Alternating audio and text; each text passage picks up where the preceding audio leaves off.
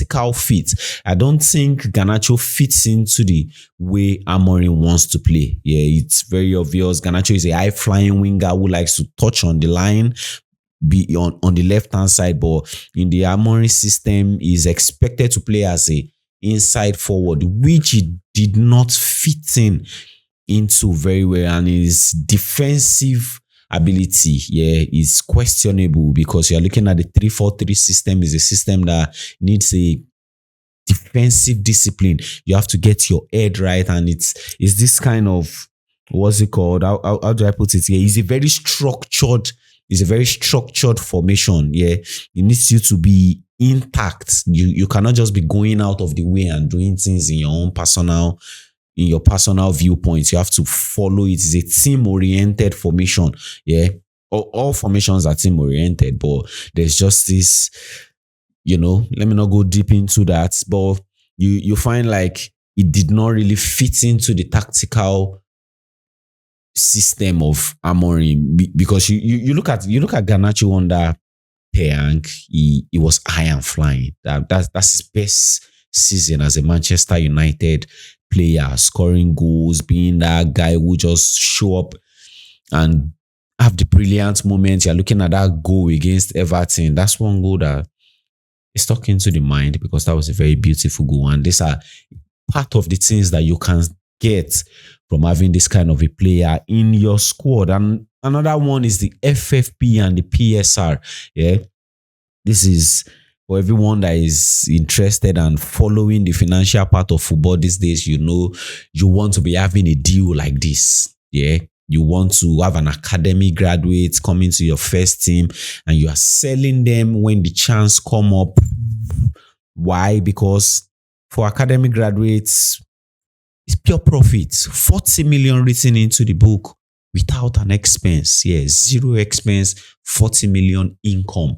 That's great business from Manchester United. And the fact that they could even get a sell-on clause. Nice business, Manchester United. I can see you guys are learning. You guys are doing business now, I would say. So now let's talk about how Garnacho fits into the Chelsea system. So to be able to get a viewpoint about how Garnacho fits into the Enzo Maresca system or the Chelsea system, we have to look at what's the profile that Enzo Maresca's system needs in the wing position. Yeah. So, and the first thing is positional discipline. Yeah. You look at our wingers they are always positioned up there. They are high and wide.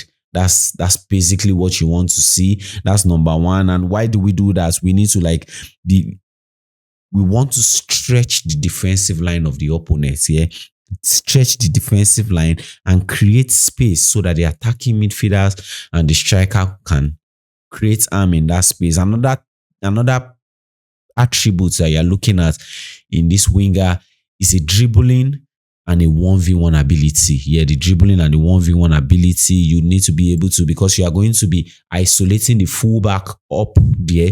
You need to be able to dribble pass. You need to be able to, when you get into 1v1 situation, you need to be able to find your way around them and beat them and create space, make passes, turning right, go and get the goal. Another thing is the intelligence and the link-up play. Yeah. As like we have seen, we need, because of the way Chelsea play, in our build-up, in our pressing, your head needs to be working. It's not just all about running around, running there, forming activities. No, your mind needs to be active. You need to be able to use your head to play the game. So these are threes, and let me just go 5. Defensive work rate. Yeah, your defensive work rate needs to be good. And if you are looking for somebody that fits this profile perfectly, you're looking at Pedro Neto. Yeah, Pedro Neto his positional discipline is good. It's not just going to run out of that wing. You always find him there. His one-on-one ability is good. It takes you on. Not the best dribbler, but when he gets the opportunity, he goes for the dribble. You're looking at his intelligence and his league-up play. Not the most intelligent player, but you find out sometimes he's running not because he wants to go and get the ball, but he's running so that the fullback can follow him and then create space for the attacking midfielder and the striker to go and do damage. And another thing to just add to that profile is goal scoring and creating ability. Yeah, your goal scoring and your creative ability, creative ability needs to be up to par, needs to be up in that level, because while providing, while moving and providing passes, all of those things is good. We need you to be able to get goals, find the back of the net. These are very important qualities. So this is like the build up of, if you, an ideal winger for Enzo Maresca, you need to be good in your positional discipline. Your dribbling and your 1v1 ability needs to be top notch. You need to be intelligent and be able to link up play. Your defensive work rate and your pressing has to be good, and you need to be good in your goal scoring and your creative ability. Now we're looking at Garnacho. Looking at Garnacho's profile, does he fit into this particular profile? I think for the positional discipline, it's perfect, because you look at Garnacho under, under Ten Hag. That's his strength. He wants to be high flying. He's an high flying winger, and that's where he thrived the more. Under Ten Hag, he got 15 goal and assist, 15 GA, in a season as a teenager. That was superb. I think it was even the highest in the top 5 league that particular season. That should be 22/23 season, if I'm not wrong. Yeah, or if I'm right, yeah, that's he ticks it for that particular profile. Positional discipline, I think the positional discipline for Garnacho is good. His dribbling and his 1v1 ability, only if you want to lie to ourselves, he's a rival player, but now he's our player, so we need to start saying the truth. He's a good dribbler, and his 1v1 ability is unquestionable. Yeah, this is a guy who is explosive and is very unpredictable. You can be thinking he wants to run, and all of a sudden he's cutting you to this side. But sometimes it can be one-way traffic. He can just be running unnecessarily, which I think he needs to stop. Yeah, Garnacho, you need to stop that. You're a Chelsea fan now. We have to start coming for you in a good manner, constructively. Intelligence and link-up play. I stand in the viewpoint that I don't think Garnacho ticks the box for this. Yeah, I don't think he ticks the box for this, because even watching him as a Chelsea fan when he was still playing for Manchester United, I used to question his decision making. Sometimes I'm looking at him and I'm expecting him to pass the ball. He's just romancing the ball, and I'm like, bro, just pass the ball. That should have been your best option there. That one pass, and allow the other guy just take the ball and go. You don't necessarily need to be having the ball all the time when it gets to you. Sometimes you collect, drop it. Sometimes you collect, take them on. I think I still question his intelligence, but he's a young player. He has the potential. I believe he can grow into that. And his defensive work rate, this is very obvious that he's bad in his defensive work rate. Ten Hag fathered him. Ten Hag really loved Garnacho, but still yet he called that out.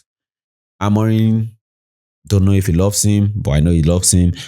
Still called that out, his defensive work rate. And if you speak to a lot of Manchester United fans, these are part of the things that they feel like, as much as this guy is a potential and he has the tendency to go high and high, his defensive work rate is questionable, and his goal scoring ability, we can't judge him in the Amorim system, because obviously he didn't fit in. So you're not expecting somebody that did not fit in to be scoring goals. But you look at the Ten Hag period where he fits in, he got his goals, he got his assists, and that's good. I think it becomes very obvious, because according to my analysis, on the ball you can rely on Garnacho, but off the ball, not the guy you want to rely on. Yeah.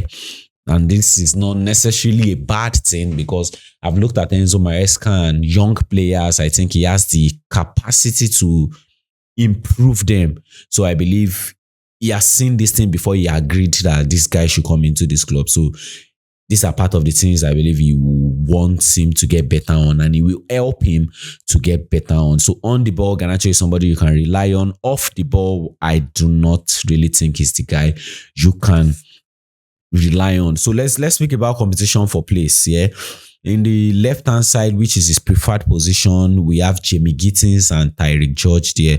Pedro Neto can also play on that wing, but let's leave Pedro Neto out of the equation because I don't see anybody for now until we get to one who benches Pedro Neto at Chelsea. But this is not about Pedro Neto. This is about Alejandro Garnacho. So Garnacho will compete for the left wing with Jamie Gittins and Tyreek George. Tyreek George, now the speculation is going to leave the club.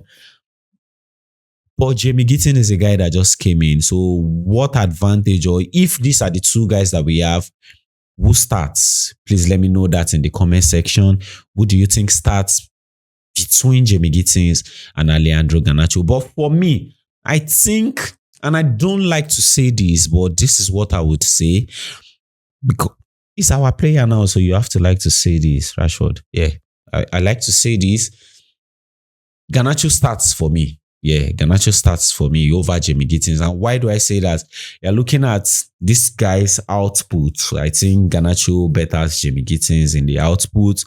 And he's a Premier League proven player, if I'm allowed to say that. Or let me say, he has Premier League experience. Yeah, he has Premier League experience. He has been playing in the Premier League since around 4 years now, which is good. He knows what is expected of the league. He has caught up to the tempo already. Yeah, so he just needs the playing time. He just needs to adapt. He just needs to gel with the team. He's not new to the league. He's not trying to speak a different language. He's not trying to know what Brighton is like. He's not trying to know what West Ham is like. He has played with these guys for a period of time, a good period of time. And I think his Premier League experience alone helps him to start ahead of Jamie Gittins in my book. But I would still like to know who you think should start. Is Garnacho a first team player for Chelsea at this point in time, or is just going to be a rotational player? So how does this sale affect Manchester United and Chelsea? Yeah, this sale affects Manchester United, in my viewpoints, in all positive ways. Yeah, it frees up space for new players, and Garnacho going out is just another space to fill in for Manchester United. And with 40 million, they can just add other monies to it and go for the players that they have been eyeing to get.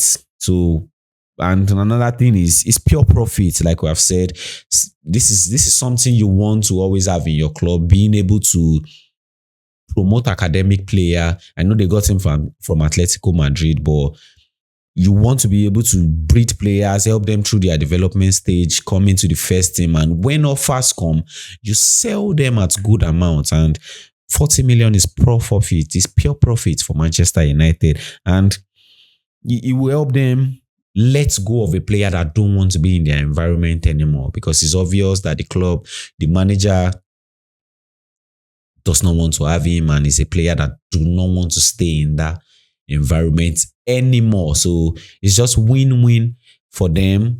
And for Chelsea, I think if I'm allowed to say this, he improves the left wing. Yeah, aside taking Pedro Neto out of the equation, bringing him to the right wing, he improves the left wing. Yeah, he's the Premier League proven. He will give us the goal. I'm not being certain that it will give us the goal, but compared to Jamie Gittins, I think Garnacho will still give us a better amount of goal. I would say he has the eye for goal, but sometimes he can be selfish. Sometimes he does not know when to drop the pass to get an assist instead of trying to get the goal, which is something the Manchester United fans have always complained about. I just believe we will try and get the best out of this guy, and he has been improving, getting numbers of time. You see, when he came in his first season, he got 2 appearances. In the second season, he moved up to 19. The third season, I think around 36. And the last one, which is the one they went through last 24/25, he got 36. Not enough starting time, but at least appearance. 36, that's good number. So if he comes into the Chelsea team, I think he improves that part of our squad, or that part of the pitch, the left wing, and it's good deal for all parties. Manchester United getting their 40 million Chelsea getting a player with potential and Garnacho giving an opportunity to revive his career. Yeah, so I think it's win-win for the three parties. And this would just be my simple advice to this player. Keep your head down. Keep your head down. Don't don't be prideful. Work on your character. Yeah, that's very, very important. Work on your character. You're in a different environment. Yeah, there's tendency like people will be expecting what has happened to you in your old place to come into this new space. Don't allow that to happen. Don't give no room for that, and prove yourself to yourself. Don't try to prove yourself to your former club. I feel that that's going to be foolish endeavor, if I'm allowed to say that. Yeah, don't prove yourself to your old club. Prove yourself to yourself, and prove yourself to your coach. Prove yourself to your new club. Those are the people that you need to prove something to. And revive your career. How do you revive your career? I think you should revive your career by letting your impact on the field speak louder than your voice. Yeah. Don't do so much talking. Yeah. Do so much playing. Do so much scoring of goals. Do so much dribbling. Do so much chance creation. Do so much assist. Do so much teamwork. Do so much offensive duty and do so much defensive duty. Do so much playing on the field than talking. Yeah. Nobody talk is cheap. Nobody really cares about the talk. But when you do your duty on the field, you would think you have been talking all the time because your impact will speak louder than what your voice would do. So, guys, do you think Garnacho is going to be a success at Chelsea? I would really like to hear what your opinions are about this transfer. So please drop it in the comment section, and please like, share, and subscribe to this channel. This is brought to you by Vertical Football Podcast. So please stay tuned to get more analysis about players, and there's preview show. You can go into our playlist and check all of these things out. Fans Corner, and you get a whole lot of beautiful analysis. The Manchester United, Chelsea, Arsenal, and all 10 Premier League. So please stay tuned, and we'll see you some other time. Thank you.